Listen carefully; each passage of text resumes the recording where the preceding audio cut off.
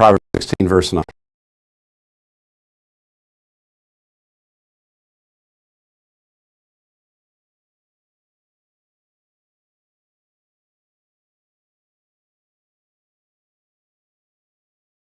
Count.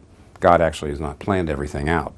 But the Bible says, no, it's not 50-50 God and humanity. It's not 80-20 or 20-80. It's 100% and 100%. It's 100% God, 100% you.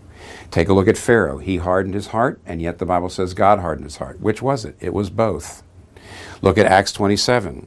Paul says, God has told me that no one on this ship is going to die in this storm. And yet when the sailors try to go off into the lifeboat, he says, you better stay on here or we're all going to die. Do our choices matter? Yes. Is God totally in charge? Yes. And you know what's great about that? For me, it means on the one hand, if I thought everything was determined so that my choices didn't matter, I'd have no incentive to plan, to work, to make any effort. But on the other hand, if I thought that my choices could ruin God's plan for me, and Romans 8:28 says, all things work together for good for those who love God. If I thought I could ruin his plan for me, I would be afraid to get out of bed in the morning.